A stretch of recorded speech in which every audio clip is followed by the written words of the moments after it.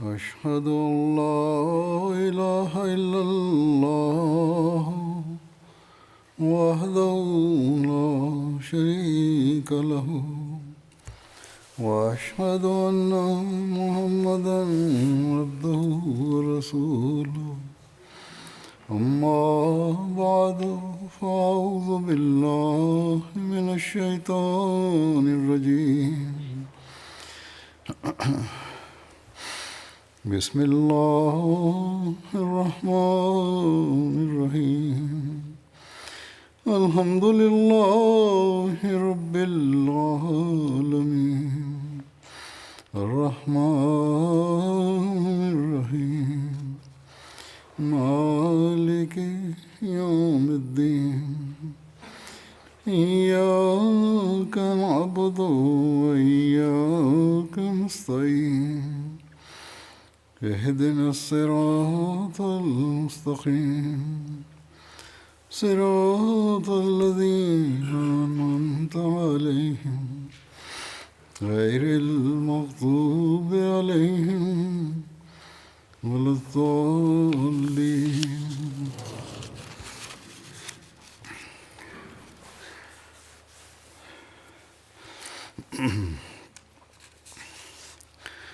دعا سے متعلق بہت لوگ سوال کرتے ہیں. آج کل تو خاص طور پر خدا تعالیٰ اور دعا کے متعلق سوال اٹھتے ہیں. جبکہ باقاعدہ ایک منصوبہ بندی کے تحت دہریت کے حامی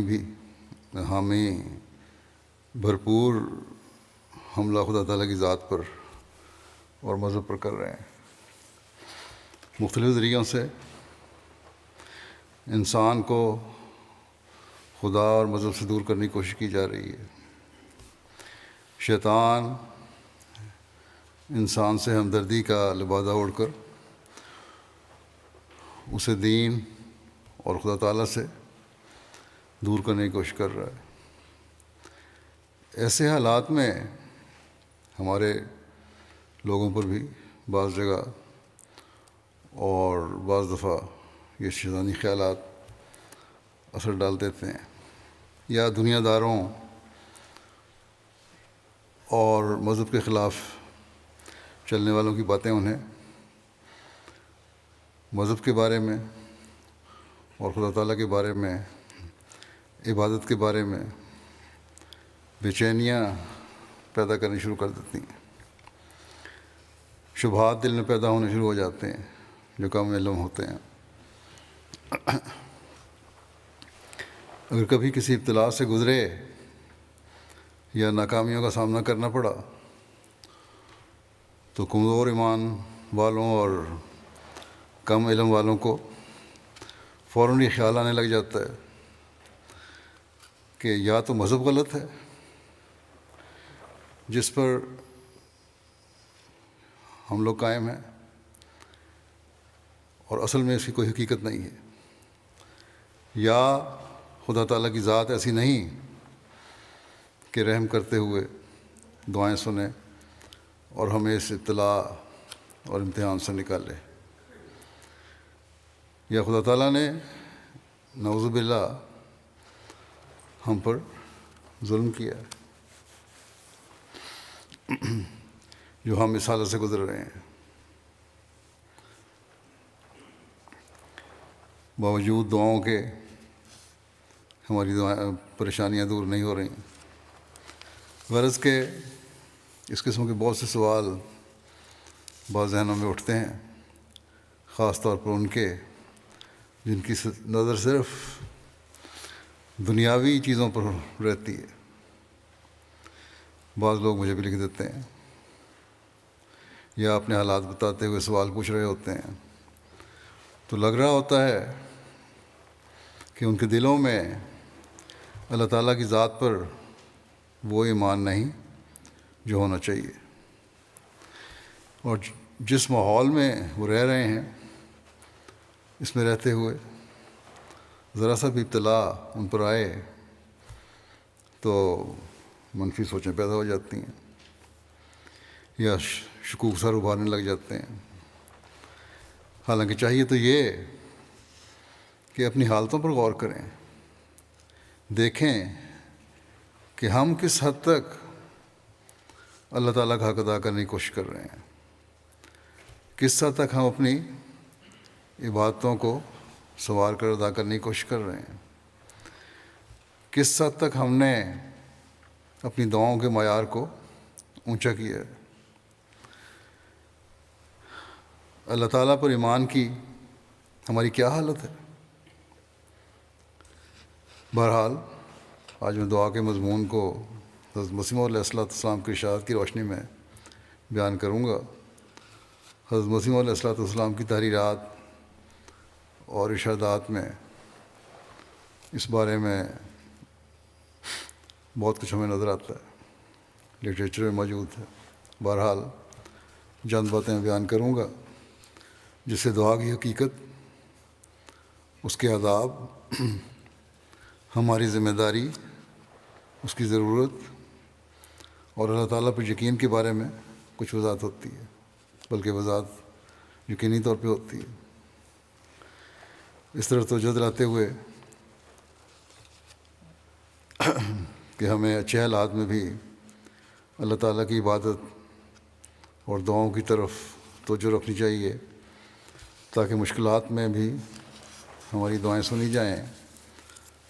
حضرت اقدس مسیح موعود علیہ السلام فرماتے ہیں کہ اللہ کا رحم ہے اس شخص پر جو امن کی حالت میں اسی طرح ڈرتا ہے جس طرح کسی مصیبت کے وارد ہونے پر ڈرتا ہے۔ جو امن کے وقت خدا تعالیٰ کو نہیں بھلاتا، خدا تعالیٰ اسے مصیبت کے وقت نہیں بھلاتا، اور جو امن کے زمانے کو عیش میں بسر کرتا ہے اور مصیبت کے وقت دعائیں کرنے لگتا ہے تو اس کی دعائیں بھی قبول نہیں ہوتیں۔ جب عذاب الہی کا نزول ہوتا ہے تو توبہ کا دروازہ بند ہو جاتا ہے۔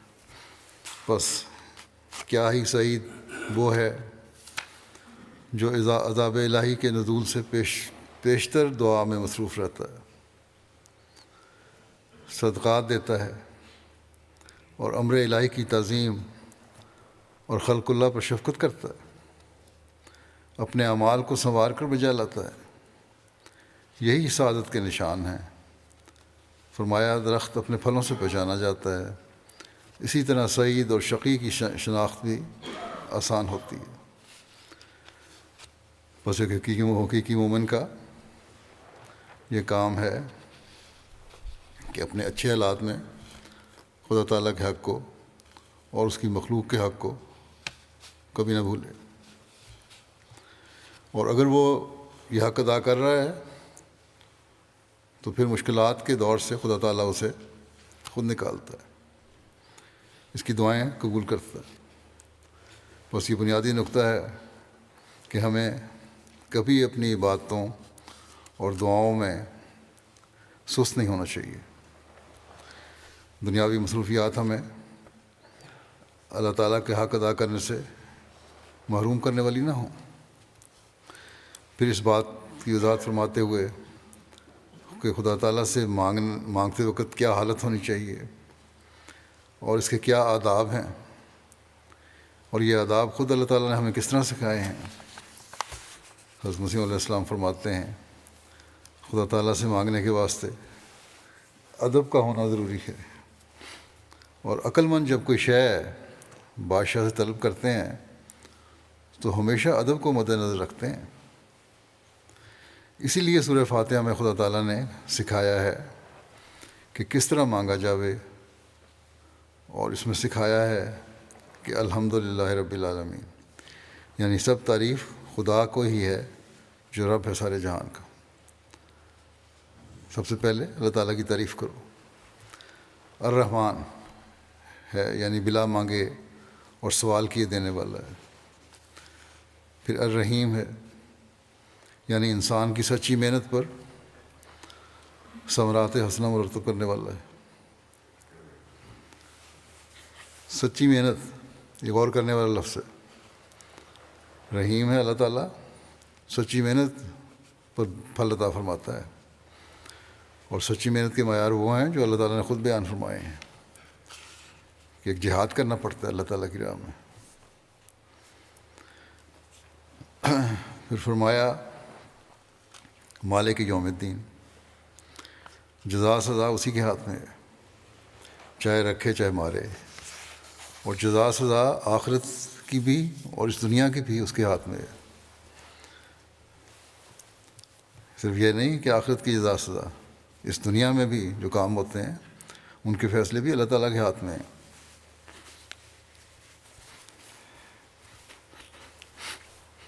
فرمایا کہ جب اس قدر تعریف انسان کرتا ہے تو اسے خیال آتا ہے کتنا بڑا خدا ہے جو کہ رب ہے، رحمان ہے، رحیم ہے، اسے غائب مانتا چلا آ رہا ہے اور اسے حاضر جان کر پکارتا ہے۔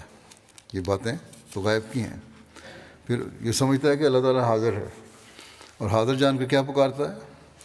ایاک نعبد و ایاک نستعین، یا اللہ ہم تیری عبادت کرتے ہیں یا ہم عبادت کرنا چاہتے ہیں اور تجھ سے مدد مانگتے ہیں اس کے لیے۔ اہدنا الصراط المستقیم، یعنی ایسی راہ جو کہ بالکل سیدھی ہے، اس میں کسی قسم کی کجی نہیں ہے۔ ایک راہ اندھوں کی ہوتی ہے کہ محنتیں کر کر کے تھک جاتے ہیں اور نتیجہ کچھ بھی نہیں نکلتا، اور ایک وہ راہ کہ محنت کرنے سے اس پر نتیجہ مرتب ہوتا ہے۔ پھر آگے صراط الذین انعمت علیہم، یعنی ان لوگوں کی راہ جن پر تو نے انعام کیا، اور وہی صراط مستقیم ہے جس پر چلنے سے انعام مرتب ہوتے ہیں۔ پھر غیر المغضوب علیہم، نہ ان لوگوں کی جن پر تیرا غضب ہوا، اور ولا اور نہ ان کی جو دور جا پڑے ہیں، گمراہ ہو گئے ہیں۔ فرمایا کہ اہدنا الصراط المستقیم سے کل دنیا اور دین کے کاموں کی راہ مراد ہے۔ مثلا ایک طبیب ہے، جب کسی کا علاج کرتا ہے تو اسے ایک صراط مستقیم ہاتھ نہ آوے علاج نہیں کر سکتا۔ اسی طرح تمام وکیلوں اور ہر پیشہ اور علم کی ایک صراط مستقیم ہے کہ جب وہ ہاتھ آ جاتی ہے تو پھر کام آسانی سے ہو جاتا ہے۔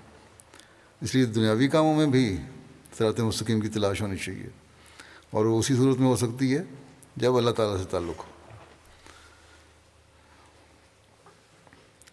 اب جس مجلس میں بیان فرما رہے تھے یہ، وہاں ایک صاحب نے اعتراض کیا کہ انبیاء کو اس دعا کی کیا ضرورت تھی؟ یہ تو عام آدمیوں کے لیے دعا ہے، انبیاء کو کیا ضرورت ہے اس دعا کی؟ نبی کریم صلی اللہ علیہ وسلم کیوں کرتے تھے؟ وہ تو پیشتر سے ہی صراط مستقیم پر ہوتے ہیں۔ حضرت مسیح علیہ السلام نے فرمایا کہ وہ یہ دعا ترقی مراتب اور درجات کے لیے کرتے ہیں، بلکہ یہ اہدنا الصراط المستقیم تو آخرت میں مومن بھی مانگیں گے، کیونکہ جیسے اللہ تعالیٰ کی کوئی حد نہیں ہے، اسی طرح اس کے درجات اور مراتب کی ترقی کی بھی کوئی حد نہیں ہے۔ بس یہ ہیں وہ آداب جن کو سامنے رکھ کر نماز پڑھی جائے، دعا کی جائے، تو انسان ایک ایسی کیفیت میں سے گزرتا ہے جہاں اسے خدا تعالیٰ کا قرب اور اپنی حاجات بیان کرنے کا صحیح ادراک حاصل ہوتا ہے۔ پھر دعا اور اس کے آداب کے بارے میں مزید وضاحت فرماتے ہوئے فرماتے ہیں، دعا بڑی عجیب چیز ہے، مگر افسوس یہ ہے کہ نہ دعا کرانے والے آداب دعا سے واقف ہیں، اور نہ اس زمانے میں دعا کرنے والے ان طریقوں سے واقف ہیں جو قبولیت دعا کے ہوتے ہیں۔ بلکہ اصل تو یہ ہے کہ دعا کی حقیقت ہی سے بالکل اجنبیت ہو گئی ہے۔ بعض ایسے ہیں جو سرے سے منکر ہیں، اور جو دعا کے منکر تو نہیں، مگر ان کی حالت ایسی ہو گئی ہے کہ چونکہ ان کی دعائیں بوجہ آداب دعا سے ناواقفیت کے قبول نہیں ہوتی ہیں، کیونکہ دعا اپنے اصلی معنوں میں دعا ہوتی ہی نہیں، جو مسلم مانے ہیں دعا کے، اس طرح دعا نہیں ہوتی، اس لیے قبول نہیں ہوتی. اس لیے وہ منکرین دعا سے بھی گری ہوئی حالت میں ہیں. ایسے لوگ، ان کی عملی حالت نے دوسروں کو دہریت کے قریب پہنچا دیا ہے. دعا کے لیے سب سے اول اس امر کی ضرورت ہے کہ دعا کرنے والا کبھی تھک کر مایوس نہ ہو جاوے اور اللہ تعالیٰ پر سوء ظن نہ کر بیٹھے، بدظنی نہ کرے اللہ تعالیٰ پر کہ اب کچھ بھی نہیں ہوگا. بعض اوقات دیکھا گیا ہے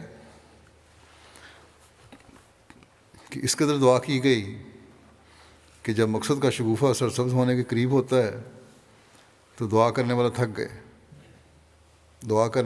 تھک گئے ہیں، جس کا نتیجہ ناکامی اور نامرادی ہو گیا ہے. اور اس نامرادی نے یہاں تک برا اثر پہنچایا کہ دعا کی تاثیرات کا انکار شروع ہوا، اور رفتہ رفتہ اس درجے تک نوبت پہنچ جاتی ہے کہ پھر خدا کا بھی انکار کر بیٹھتے ہیں. دہریت غالب آ جاتی اور کہہ دیتے ہیں کہ اگر خدا ہوتا اور وہ دعاؤں کو قبول کرنے والا ہوتا تو اس قدر عرصہ دراز تک جو دعائیں کی گئیں کیوں قبول نہ ہوئیں. مگر ایسا خیال کرنے والا اور ٹھوکر کھانے والا انسان اگر اپنے عدم استقلال اور تلون کو سوچے تو اسے معلوم ہو جائے کہ یہ ساری نامرادیاں اس کی اپنی ہی جلد بازی اور شتاب کاری کا نتیجہ ہے. آج یہاں کل وہاں، مستقل مزاجی کوئی نہیں، جلد بازی طبیعت میں ہے، تو وہ تو انسان کی اپنی غلطیاں ہیں. اگر مستقل مزاجی ہو، جلد بازی نہ ہو، ایمان مضبوط ہو تو کبھی یہ حالت پیدا ہو ہی نہیں سکتی. یہ تو نتیجہ ہے اگر دعا قبول نہیں ہوئی اس جلد بازی کا. فرمایا جن پر خدا کی قوتوں اور طاقتوں کے متعلق بدظنی اور نامراد کرنے والی مایوسی بڑھ گئی، بس کبھی تھکنا نہیں چاہیے. آپ نے دنیاوی مثالوں کے ساتھ دعا کرنے والے کے صبر کی مثال اس طرح دی ہے. فرماتے ہیں کہ دیکھو دعا کی ایسی ہی حالت ہے جیسے ایک ذمہ دار باہر جا کر اپنے کھیت میں ایک بیج بو آتا ہے.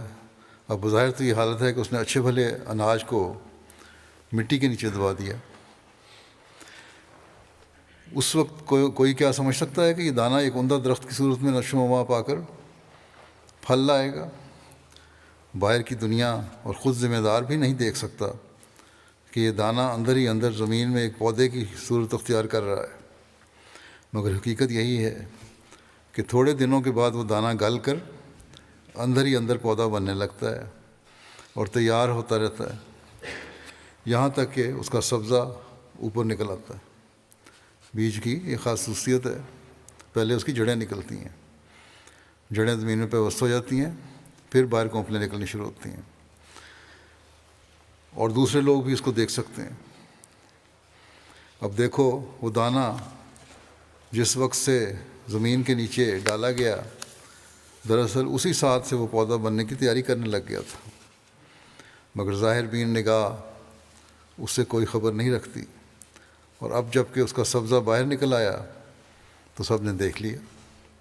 لیکن ایک نادان بچہ اس وقت یہ نہیں سمجھ سکتا کہ اس کو اپنے وقت پر پھل لگے گا. اب پودا نکل آیا، اب پھل لگنے کا مرحلہ باقی ہے. نادان بچہ یہ سمجھے گا کہ اس کو پھل نہیں لگ سکتا، یہ چھوٹا سا ہے. وہ یہ چاہتا ہے کہ کیوں اسی وقت اس کو پھل نہیں لگتا. مگر عقل مند ذمہ دار خوب سمجھتا ہے کہ اس کے پھل کا کون سا موقع ہے. وہ صبر سے اس کی نگرانی کرتا اور غور و پرداخت کرتا رہتا ہے، اور اس طرح پر وہ وقت آ جاتا ہے کہ جب اس کو پھل لگتا ہے اور وہ پک بھی جاتا ہے. یہی حال دعا کا ہے، اور بعینہ ہی اسی طرح دعا نشو و نما پاتی اور مثمر و ثمرات ہوتی ہے. جلد باز پہلے ہی تھک کر رہ جاتے ہیں، اور صبر کرنے والے معال اندیش استقلال کے ساتھ لگے رہتے ہیں. دور اندیش لوگ جو ہیں، نتیجے کو صبر سے دیکھنے والے لوگ جو ہیں، وہ مستقل مزاجی سے اپنے کام میں لگے رہتے ہیں، دعاؤں میں لگے رہتے ہیں اور اپنے مقصد کو پا لیتے ہیں. پھر دعا کرنے والے کے صبر کے معیار کو بیان فرماتے ہوئے آپ مزید فرماتے ہیں کہ یہ سچی بات ہے کہ دعا میں بڑے بڑے مراحل اور مراتب ہیں جن کو ناواقفیت کی وجہ سے دعا کرنے والے اپنے ہاتھ سے محروم ہو جاتے ہیں. ان کو ایک جلدی لگ جاتی ہے اور وہ صبر نہیں کر سکتے، حالانکہ خدا تعالیٰ کے کاموں میں ایک تدریج ہوتی ہے. دیکھو، یہ کبھی نہیں ہوتا کہ آج انسان شادی کرے تو کل کو اس کے گھر بچہ پیدا ہو جائے. حالانکہ وہ قادر ہے، جو چاہے کر سکتا ہے، مگر جو قانون اور نظام اس نے مقرر کر دیا ہے وہ ضروری ہے. پہلے نباتات کی نشو و نما کی طرح کچھ پتہ ہی نہیں لگتا. پودے بوٹے جس طرح نشو و نما پاتے ہیں، پہلے تو کچھ نہیں پتہ لگتا.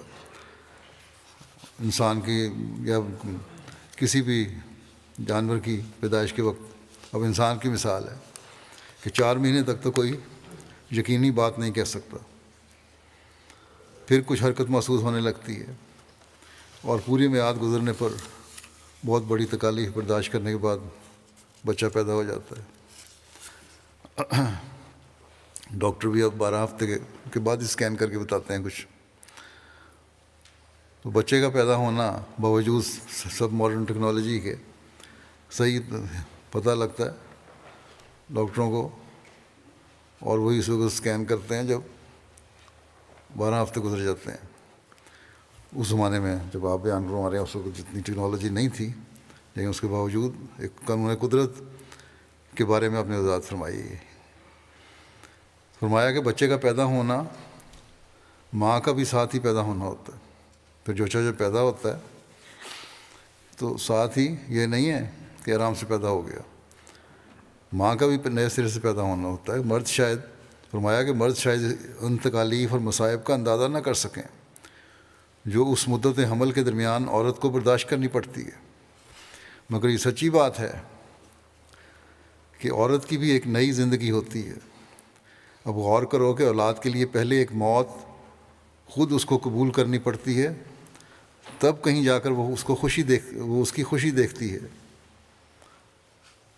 اسی طرح پر دعا کرنے والے کے لیے ضروری ہوتا ہے کہ وہ تلون اور عجلت کو چھوڑ کر ساری تکلیفوں کو برداشت کرتا رہے، جلد بازی نہ کرے، تکلیفوں کو برداشت کرے، دعا میں لگا رہے، اور کبھی بھی یہ وہم نہ کرے کہ دعا قبول نہیں ہوئی. آخر آنے والا زمانہ آ جاتا ہے، دعا کے نتیجے کے پیدا ہونے کا وقت پہنچ جاتا ہے، جب کہ گویا مراد کا بچہ پیدا ہوتا ہے. دعا کو پہلے ضروری ہے کہ اس مقام اور اس حد تک پہنچاوے جہاں پہنچ کر وہ نتیجہ خیز ثابت ہوتی ہے. دعا کو اس معیار تک لے جانا ضروری ہے. پہلے فرمایا کہ جس طرح پر آتشی شیشے کے نیچے کپڑا رکھ دیتے ہیں اور سورج کی شعائیں اس شیشے پر آ کر جمع ہوتی ہیں اور ان کی حرارت اور حدت اس مقام تک پہنچ جاتی ہے جو اس کپڑے کو جلا دے، پھر یکایک وہ کپڑا جل اٹھتا ہے، اسی طرح پر ضروری ہے کہ دعا اس مقام تک پہنچے جہاں اس میں وہ قوت پیدا ہو جاوے کہ نامرادیوں کو جلا دے اور مقصد مراد کو پورا کرنے والی ثابت ہو جاوے. بس ہر دعا کرنے والے کو اپنے جائزے سے خود ہی پتہ چل جائے گا کہ اس نے یہ معیار حاصل کیا ہے یا نہیں. آپ فرماتے ہیں فارسی کی مثال دیتے ہوئے اس طرح کی، پیدا اس ندارا کہ بلند اس جنابت، کہ پکار سے ظاہر ہے کہ تیری بارگاہ بہت بلند ہے. اللہ تعالیٰ کے بارے میں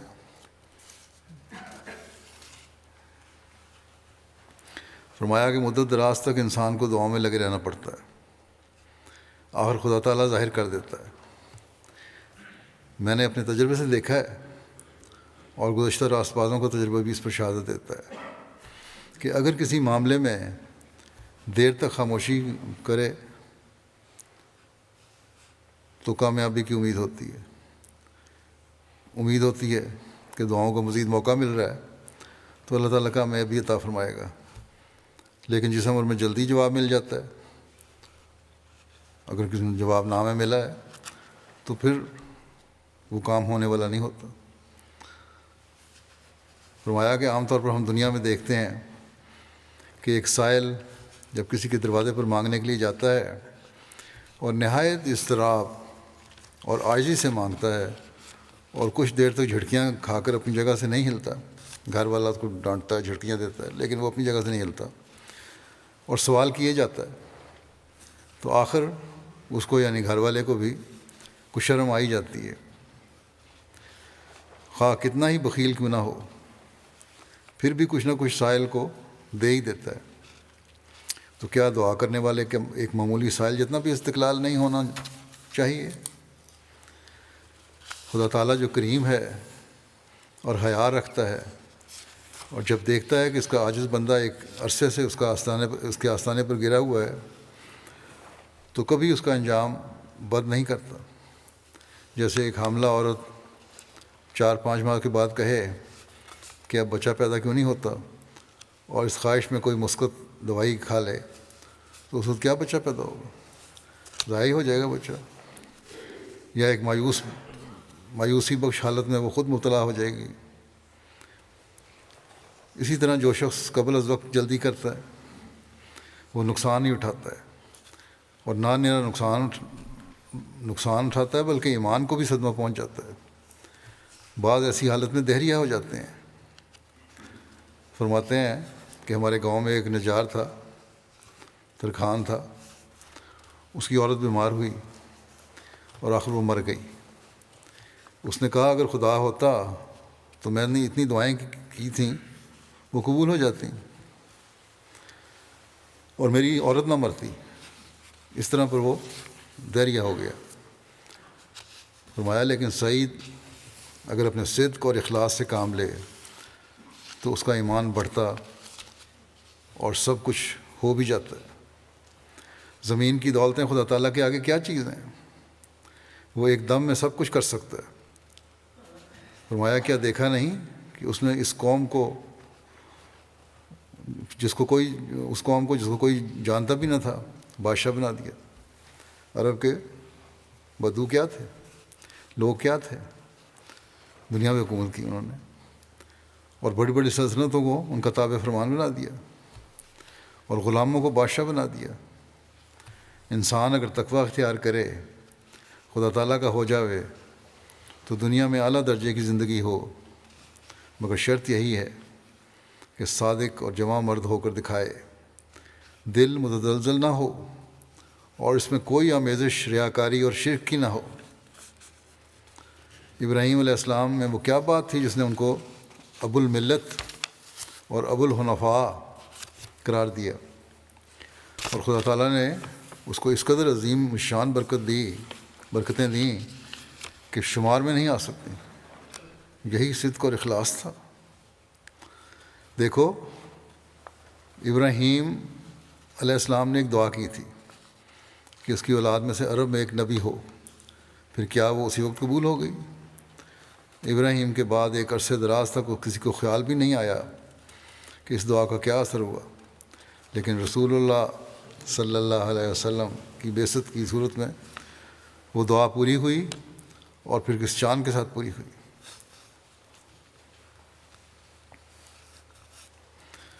بس جیسا کہ پہلے بیان ہو چکا ہے، صرف تکلیف میں انسان دعائیں نہ کرے، بلکہ اللہ تعالیٰ نے جب کشائش دی ہو، آسائشیں دی ہوں، تب بھی دعائیں کرتے رہنا چاہیے۔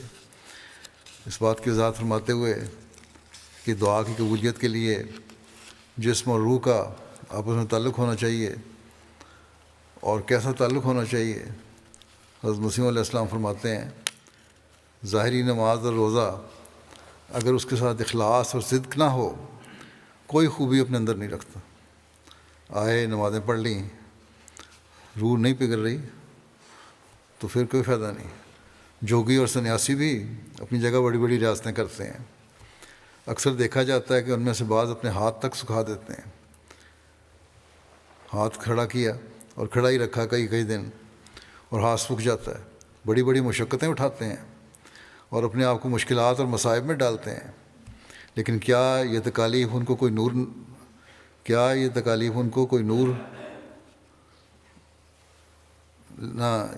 لیکن یہ تکالیف ان کو کوئی نور نہیں بخشتی، اور نہ کوئی سکینت اور اطمینان ان کو ملتا ہے، بلکہ اندرونی حالت ان کی خراب ہوتی ہے۔ وہ بدنی ریاست کرتے ہیں جس کو اندر سے کم تعلق ہوتا ہے، اور کوئی اثر ان کی روحانیت پر نہیں پڑتا۔ کرتے تو دکھا سکتے ہیں، ظاہری طور پر مشقتیں بھی کر لیتے ہیں، بڑے بڑے فاقے بھی کر لیتے ہیں، تکلیفیں بھی برداشت کر لیتے ہیں، لیکن روحانیت کے نمونے نہیں وہ دکھا سکتے۔ اس لیے قرآن شریف میں اللہ تعالیٰ نے یہ فرمایا ہے کہ لن ینال اللہ لحومها ولا دماؤها ولکن ینالہ التقوی منکم، یعنی اللہ تعالیٰ کو تمہاری قربانیوں کا گوشت اور خون نہیں پہنچتا، بلکہ تقوی پہنچتا ہے۔ حقیقت میں خدا تعالیٰ پوسٹ کو پسند نہیں کرتا، بلکہ وہ مغز چاہتا ہے۔ اب سوال یہ ہوتا ہے کہ اگر گوشت اور خون نہیں پہنچتا بلکہ تقوی پہنچتا ہے تو پھر قربانی کرنے کی کیا ضرورت ہے؟ اس طرح پر نماز روزہ اگر روح کا ہے تو پھر ظاہر کی کیا ضرورت ہے؟ دل میں بیٹھے بیٹھے نماز پڑھ لی، دعائیں کر لیں، رو لیے، اللہ تعالیٰ کے آگے فریاد کر لی، جس طرح پہلے بار مذہب میں تھا۔ مختلف نمازوں کی جو حالتیں ہیں، قیام ہے، رکوع ہے، سجدہ ہے، اس کی کیا ضرورت ہے؟ تو فرمایا اس کا جواب یہی ہے کہ یہ بالکل پکی بات ہے کہ جو لوگ جسم سے خدمت لینا چھوڑ دیتے ہیں ان کو روح نہیں مانتی، اور ان میں وہ نیاز مندی اور عبودیت پیدا نہیں ہو سکتی جو اصل مقصد ہے۔ جو صرف جسم سے کام لیتے ہیں، اور جو صرف جسم سے کام لیتے ہیں، روح کو اس میں شریک نہیں کرتے، وہ بھی خطرناک غلطی میں مبتلا ہوتے ہیں۔ اور یہ جوگی اسی قسم کے ہیں جو اپنے جسموں سے تو کام لیتے ہیں، روح سے ان کا کوئی تعلق نہیں ہوتا۔ روح اور جسم کا باہم خدا تعالیٰ نے ایک تعلق رکھا ہوا ہے، اور جسم کا اثر روح پر پڑتا ہے۔ مثلا اگر ایک شخص تکلف سے رونا چاہے تو آخر اس کو رونا آ ہی جائے گا، اور ایسا ہی جو تکلف سے ہنسنا چاہے اسے ہنسی آ ہی جائے گی۔ اسی طرح پر نماز کی جس قدر حالتیں جسم پر وارد ہوتی ہیں، مثلا کھڑا ہونا یا رکوع کرنا، اس کے ساتھ ہی روح پر بھی اثر پڑتا ہے، اور جس قدر جسم میں نیاز مندی کی حالت دکھاتا ہے اسی قدر روح میں پیدا ہوتی ہے۔ جس قدر عاجزی ہوتی ہے، نیاز مندی ہوتی ہے، وہ روح میں بھی پیدا ہوتی ہے۔ اگرچہ خدا میرے سجدے کو قبول نہیں کرتا، اگر صرف سجدہ کر دیا اور اس میں کوئی عاجزی نہیں، عجز نہیں، نیاز مندی نہیں، روح اس کا ساتھ نہیں دے رہی، تو اللہ تعالیٰ اس سجدے کو قبول نہیں کرتا۔ مگر سجدے کو روح کے ساتھ ایک تعلق ہے، اس لیے نماز میں آخری مقام سجدے کا ہے۔ جب انسان نیاز بندی کے انتہائی مقام پر پہنچتا ہے تو اس وقت وہ سجدہ ہی کرنا چاہتا ہے۔ فطری بات ہے، وہ انتہائی عجز کی حالت دکھانا چاہتا ہے، جھک گئے، سجدہ میں چلے گئے۔ فرماتے ہیں جانوروں تک میں بھی یہ حالت مشاہدہ کی جاتی ہے۔ کتے بھی جب اپنے مالک سے محبت کرتے ہیں تو آ کر اس کے پاؤں پر اپنا سر رکھ دیتے ہیں اور اپنی محبت کے تعلق کا اظہار سجدے کی صورت میں کرتے ہیں۔ اس سے صاف پایا جاتا ہے کہ جسم کو روح کے ساتھ خاص تعلق ہے۔ ایسا ہی روح کی حالتوں کا اثر جسم پر نمودار ہو جاتا ہے۔ جب روح غمناک ہو تو جسم پر بھی اس کے آثار ظاہر ہوتے ہیں، اور آنسو اور پژمردگی ظاہر ہوتی ہے، طبیعت بجھی سے رہنے لگتی ہے۔ اگر روح میں غم ہے، کوئی انسان کے دل کے اندر کوئی غم ہے تو جسم بھی تھکا تھکا لگتا ہے، بجھی طبیعت رکھتی ہے، دوسروں کو بھی ظاہر ہو جاتا ہے کہ اس کی حالت کیا بن رہی ہے۔ کسی مجلس میں بیٹھنے کو دل نہیں کرتا، بیٹھے ہوں تو لوگ پوچھ رہے ہوتے ہیں کیا ہوا۔ فرمایا کہ اگر روح اور جسم کا باہم تعلق نہیں تو ایسا کیوں ہوتا ہے؟ دوران خون بھی قلب کا ایک کام ہے، مگر اس میں بھی شک نہیں کہ قلب آبپاشی جسم کے لیے ایک انجن ہے. خون چلتا ہے دل کے ذریعے سے، لیکن ایک انجن کے طور پہ چل رہا ہے دل. اس کے بست اور قبض سے سب کچھ ہوتا ہے. دل کا جو پمپ کرنا ہے اسی سے سب کچھ ہو رہا ہوتا ہے. غرض جسمانی اور روحانی سلسلے دونوں برابر چلتے ہیں.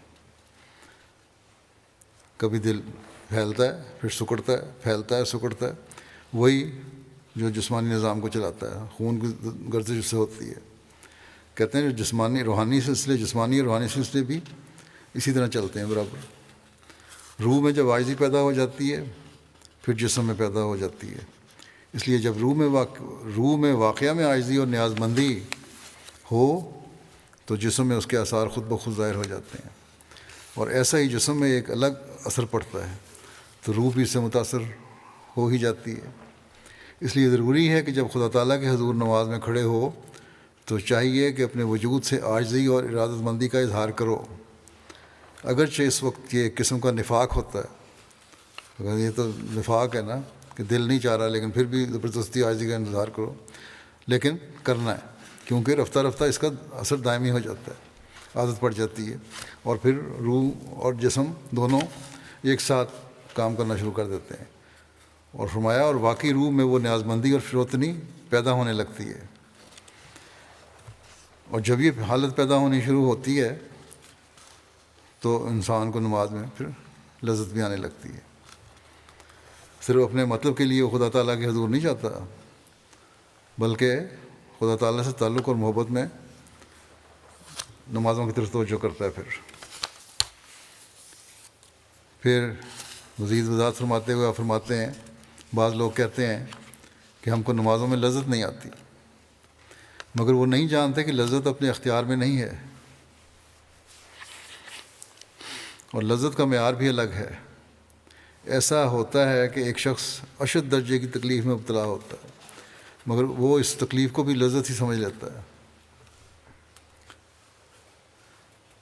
اب ان دنوں میں جب یہ بیان فرما رہے تھے ٹرانسوال میں آزادی کی لڑائی ہو رہی تھی، کہتے ہیں ٹرانسوال میں جو لوگ لڑتے ہیں اس کی مثال دے رہے ہیں آپ، باوجود ہے کہ اس میں جانیں جاتی ہیں اور عورتیں بیوہ اور بچے یتیم ہوتے ہیں، مگر قومی حمیت اور پاسداری ان کو ایک لذت اور سرور کے ساتھ موت کے منہ میں لے جا رہی ہے.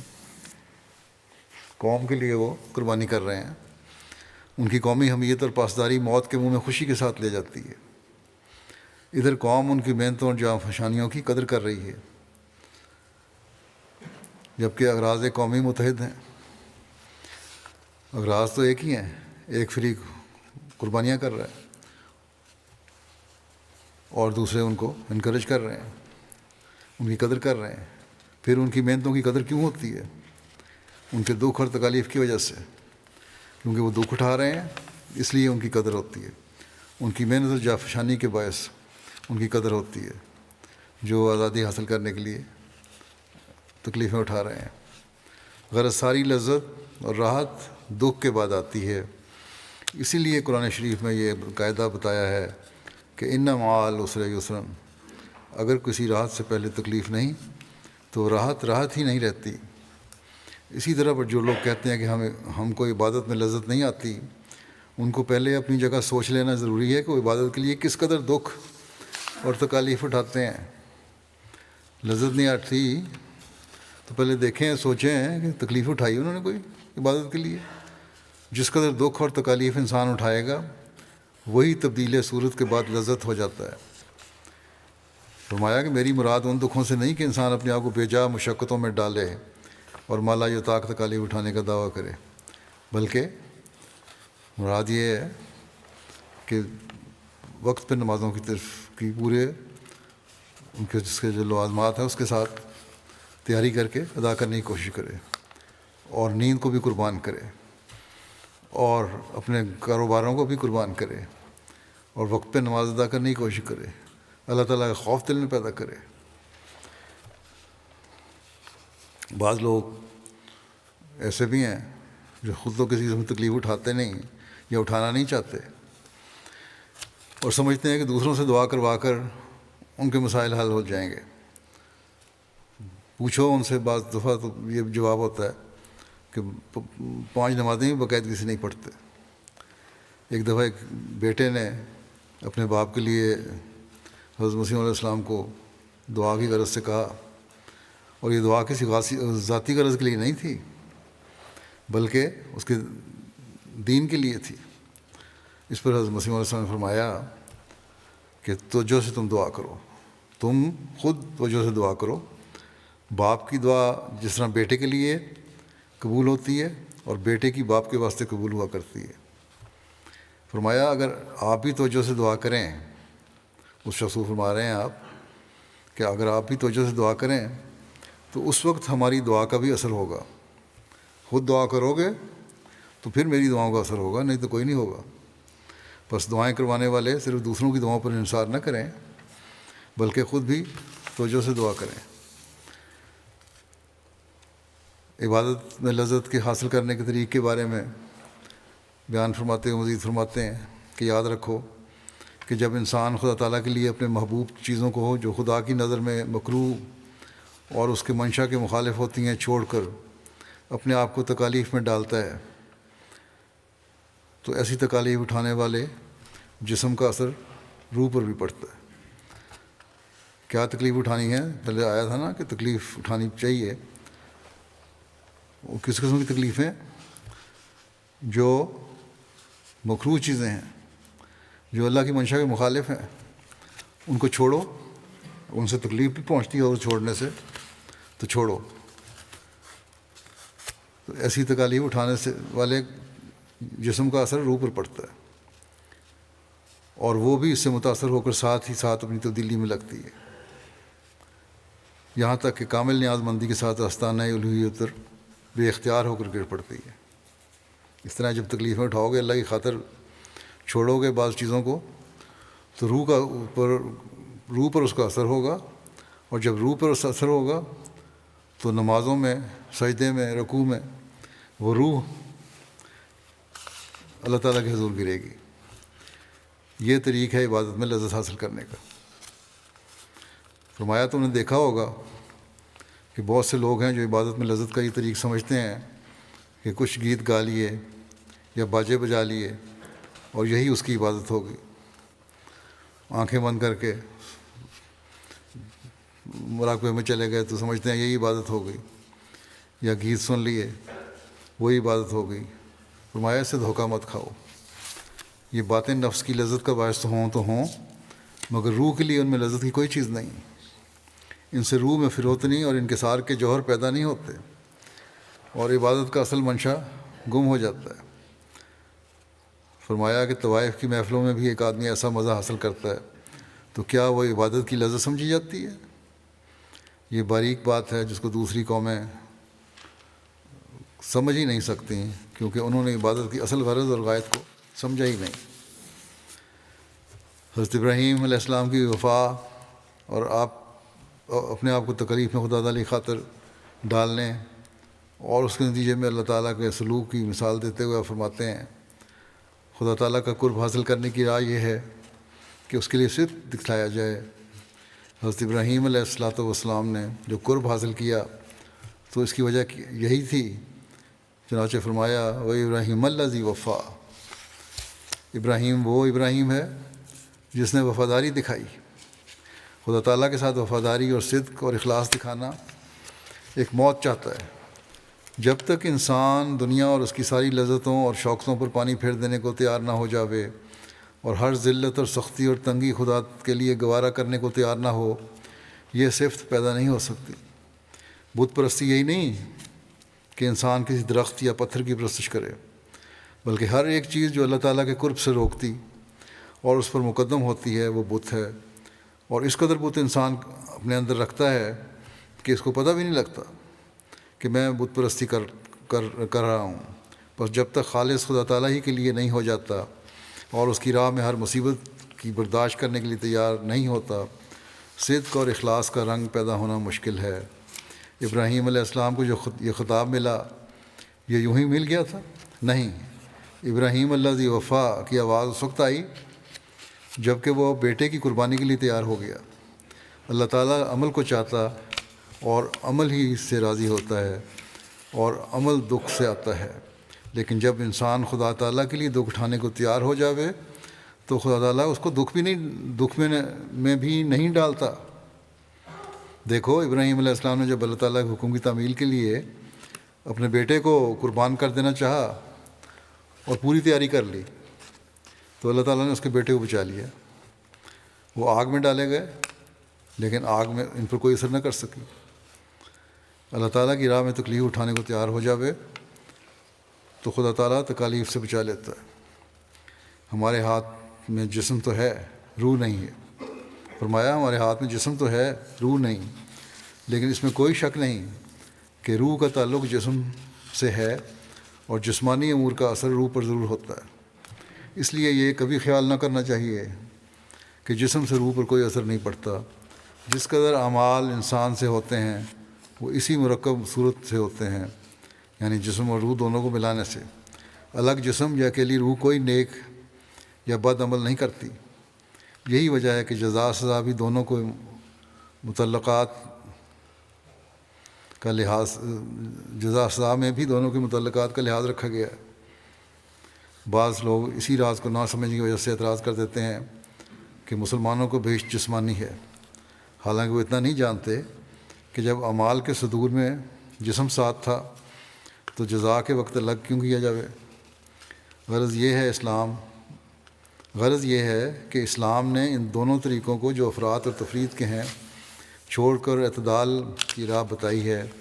یہ دونوں خطرناک باتیں ہیں، ان سے پرہیز کرنا چاہیے۔ مجرد تہذیب جسم سے کچھ نہیں بنتا اور محض آرام طلبی سے بھی کوئی نتیجہ پیدا نہیں ہوتا۔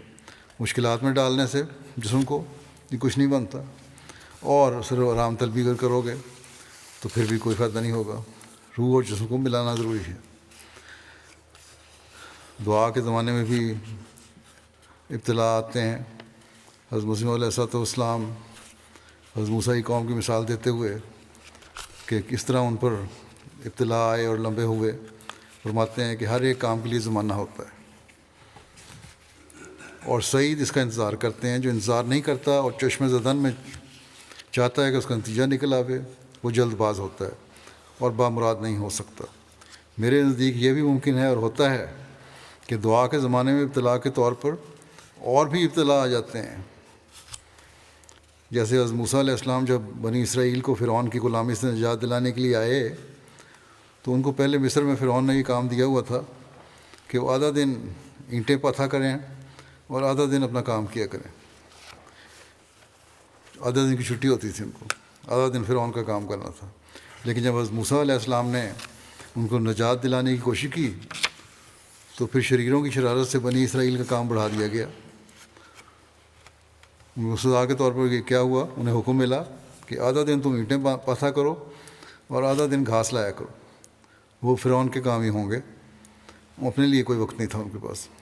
حضرت موسیٰ کو جب یہ حکم ملا اور انہوں نے بنی اسرائیل کو سنایا تو بڑے ناراض ہوئے قوم ان کی، اور کہا کہ موسیٰ خدا تم کو وہ دکھ دے جو ہم کو ملا ہے۔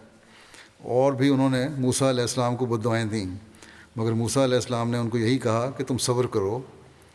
تو رات میں یہ سارا قصہ لکھا ہے کہ جوں موسیٰ علیہ السلام انہیں تسلی دیتے تھے وہ اور بھی برف افروختہ ہوتے تھے اور بھی غصے میں آتے تھے۔ آخر یہ ہوا کہ مصر سے بھاگ نکلنے کی تجویز کی گئی، وہاں سے ہجرت کرنے کی تجویز ہوئی، اور مصر والوں کے کپڑے اور برتن وغیرہ جو لیے تھے وہ ساتھ ہی لے آئے، جو کچھ انہیں ملا تھا وہ بھی ساتھ لے لیا۔ جب حضرت موسیٰ علیہ السلام قوم کو لے کر نکل آئے تو فرعون نے اپنے لشکر کو لے کر ان کا تعاقب کیا۔ بنی اسرائیل نے جب دیکھا کہ فرعونیوں کا لشکر ان کے قریب ہے تو بڑے ہی مضطرب ہوئے۔ چنانچہ قرآن شریف میں لکھا ہے کہ اس وقت تو چلائے اور کہا انا لمدرکون، کہ اے موسیٰ ہم تو پکڑے گئے۔ مگر موسیٰ علیہ السلام نے جو نبوت کی آنکھ سے انجام کو دیکھتے تھے انہیں یہی جواب دیا، کلا انا معایا ربی سیہدین، ہرگز نہیں، میرا رب میرے ساتھ ہے۔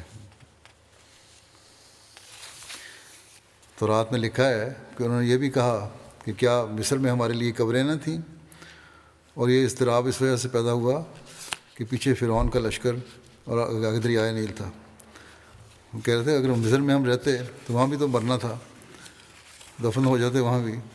یہ تو اب بڑی مشکل میں آ گیا کہ آگے دریا ہے اور پیچھے فوج ہے جو ہمیں قتل و غارت کرے گی ساروں کو۔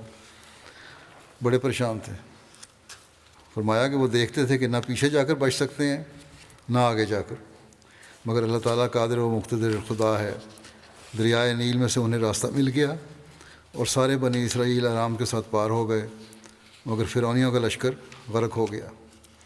یہ عظیم الشان معجزہ تھا جو ایسے وقت پر اللہ تعالیٰ نے ان کے لیے راہ پیدا کر دی، اور یہی متقی کے ساتھ ہوتا ہے کہ ہر ضیق سے، ہر تنگی سے اسے نجات اور راہ ملتی ہے۔ یجعل اللہ مخرجا، غرض ایسا ہوتا ہے کہ دعا اور اس کی قبولیت کے زمانے کے درمیانی اوقات میں بسا اوقات ابتلا پر ابتلا آتے ہیں، اور ایسے ایسے ابتلا بھی آ جاتے ہیں جو کمر توڑ دیتے ہیں، مگر مستقل مزاج سعید الفطرت ان ابتلاؤں اور مشکلات میں بھی اپنے رب کی عنایتوں کی خوشبو سونگھتا ہے اور فراست کی نظر سے دیکھتا ہے کہ اس کے بعد نصرت آتی ہے۔ ان ابتلاؤں کے آنے میں ایک سر یہ بھی ہوتا ہے کہ دعا کے لیے جوش بڑھتا ہے، کیونکہ جس قدر اضطرار اور اضطراب بڑھتا جاوے گا اسی قدر روح میں گدازش ہوتی جائے گی، اور یہ دعا کی قبولیت کے اسباب میں سے ہے۔ گدازش پیدا ہونا، رکت پیدا ہونا اور توجہ پیدا ہونا دعاؤں کی طرف، یہ اس بات کی دلیل ہے کہ اللہ تعالیٰ قبول کرنا چاہتا ہے دعائیں، بس کبھی گھبرانا نہیں چاہیے، اور بے صبری اور بے قراری سے اپنے اللہ پر بزدل نہیں ہونا چاہیے۔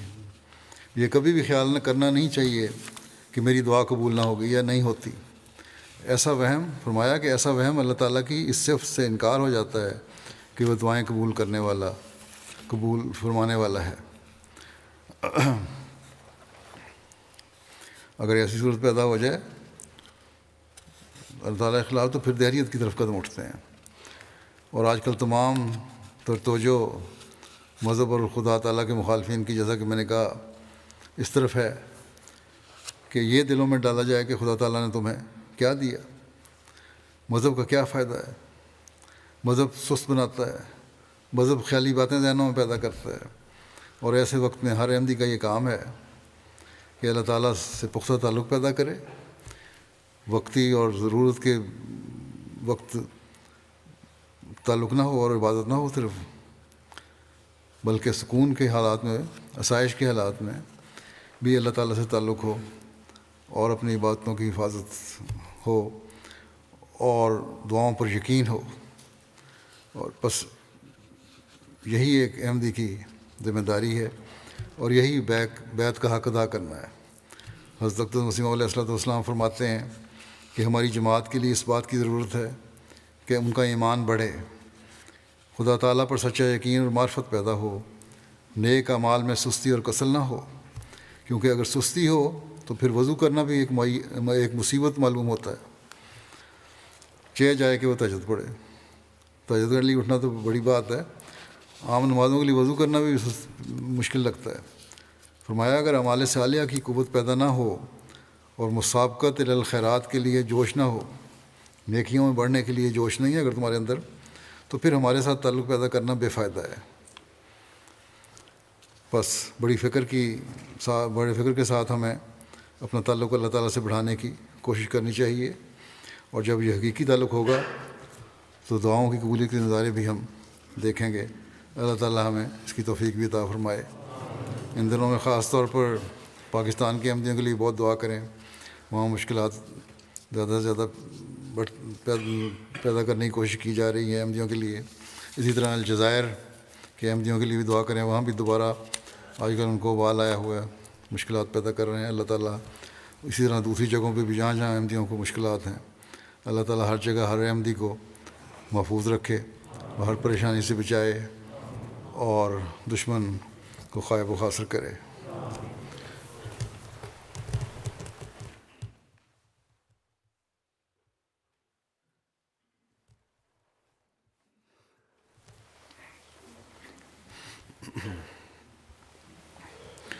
الحمد لله الحمد لله نحمده ونستعينه ونستغفره ونؤمن به ونتوكل عليه ونعوذ بالله من شرور أنفسنا ومن سيئات أعمالنا من يهده الله فلا مضل له ومن يضلل فلا هادي له ونشهد أن لا إله إلا الله ونشهد أن محمدا عبده ورسوله عباد الله رحمكم الله إن الله يأمر بالعدل والإحسان وإيتاء ذي القربى وينهى عن الفحشاء والمنكر والبغي يعظكم لعلكم تذكرون اذكروا الله يذكركم وادعوه يستجب لكم ولذكر الله أكبر